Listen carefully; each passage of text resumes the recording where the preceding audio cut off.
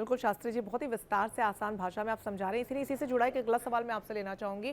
इसको लेकर चंद्र गणना की जाती है, सौर गणना की जाती है, इन दोनों में क्या विशेष अंतर होता है? ये आपने अच्छा कहा कि वर्ष की गणना किससे हो। मैं भी आपको निवेदन कर रहा था कि ईसाइयों के यहाँ सूर्य से गणना की जाती है और इस्लाम में चंद्रमा से गणना की जाती है। इसीलिए अखबारों में और चैनलों पे दिखाया जाता है चांद दिखा ईद कल, अर्थात वे लोग चांद्र वर्ष को स्वीकार करते हैं। उसी प्रकार से ईसाई लोग सौर वर्ष को स्वीकार करते हैं, जिसे सोलर ईयर कहते हैं, और मुसलमानों के यहाँ लूनर ईयर जिसको कहते हैं।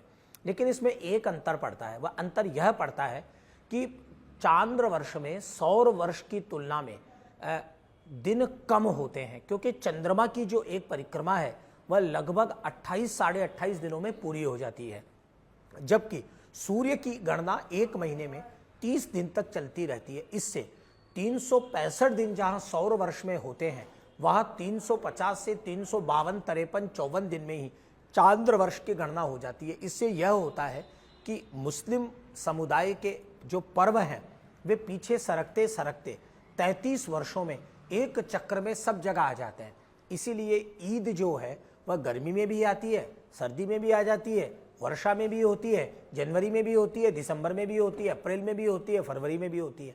यह इसलिए चांद्र वर्ष की जो गणना है उसको इसीलिए सटीक नहीं मान करके, क्योंकि वह ऋतुओं की अनुकूलता नहीं होती। लेकिन सोलर कैलेंडर में जो जनवरी से लेकर दिसंबर तक चलता है, उस कैलेंडर में यह रहता है कि वहां भी महीनों की घटत बढ़त के साथ एक व्यवस्था की गई, और वह व्यवस्था यह की गई कि जनवरी में 31 दिन, फरवरी में 28 दिन। मैं कई बार मजाक में हम लोगों को मैं कहा करता हूँ कि लोग कहते हैं कि पंडित लोग कभी कभी 2 तिथियाँ कर देते हैं, कभी कभी तिथि क्षय कर देते हैं, कभी एकादशी 2 हो जाती है, कभी दिवाली 2 होने की बात आती है, कभी श्रावण 2 बार हो जाते हैं, कभी ज्येष्ठ 2 बार हो जाते हैं। ऐसा इसलिए होता है कि ऋतु के अनुसार उन तिथियों का तालमेल बिठाने की जो व्यवस्था की गई, वही व्यवस्था ग्रेगोरियन कैलेंडर में भी की गई। इसीलिए जनवरी 31 दिन की है, फरवरी 28 दिन की है जी। और फरवरी में भी हर चौथे साल लीप ईयर की व्यवस्था डाल करके, आप कल्पना कीजिए, अभी हम लोगों ने क्रिसमस डे मनाया थोड़े दिन पहले ही 25 दिसंबर को। यदि लीप ईयर की व्यवस्था नहीं हो, यदि हर 4 साल बाद में एक दिन नहीं बढ़ाया जाए, तो नुकसान क्या होगा?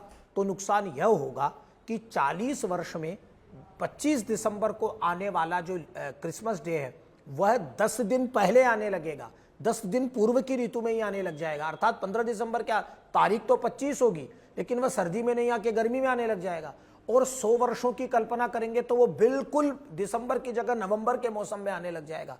इसलिए जो ग्रेगोरियन कैलेंडर है, ईसवीय नववर्ष है, उसका पूरा मान है 12 महीने का होने पर भी वह 365 दिन और 6 घंटे का होता है।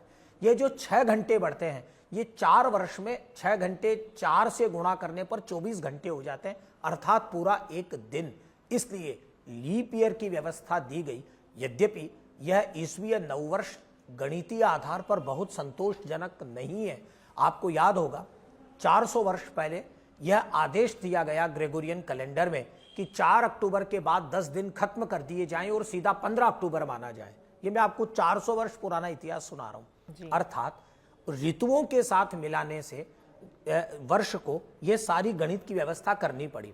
लेकिन भारतीय ज्योतिष ने बड़ा अच्छा काम यह किया, हमारे पूर्वजों ने, हमारे पुरखों ने, कि उन्होंने सौर गणना और चंद्र गणना दोनों को समवेत करके, दोनों को मिला करके एक पंचांग का निर्माण किया। और उस पंचांग का निर्माण इतनी वैज्ञानिक पद्धति से हुआ कि आज भी हम लोग दीपावली सर्दी में मनाते हैं। आज भी हम लोग होली चने और गेहूं की फसल के पक जाने पर मनाते हैं। हम लोग श्री कृष्ण जन्माष्टमी वर्षा में मनाते हैं।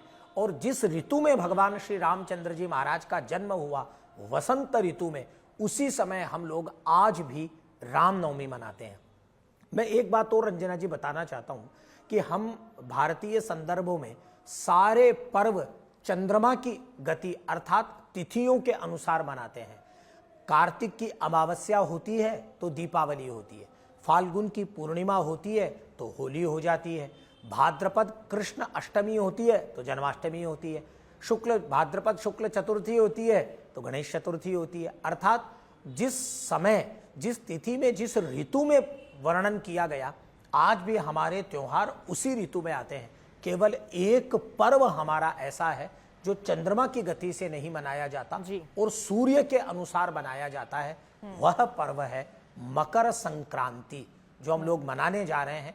उस दिन चंद्रमा की गति का कोई मतलब नहीं है। जैसे इस बार 2026 में मकर संक्रांति पर माघ कृष्ण एकादशी है, कभी पूर्णिमा होती है, कभी अमावस्या होती है, लेकिन मकर संक्रांति का पर्व हम सौर गणना से मनाते हैं। इससे स्पष्ट है कि वर्षों की जो गणना की जाती है, उन वर्षों की गणना के मुख्य आधार सूर्य और चंद्रमा है, और यह जो ईसवीय वर्ष मनाया जा रहा है, इसकी गणना के तो मुख्य आधार भगवान सूर्य ही है।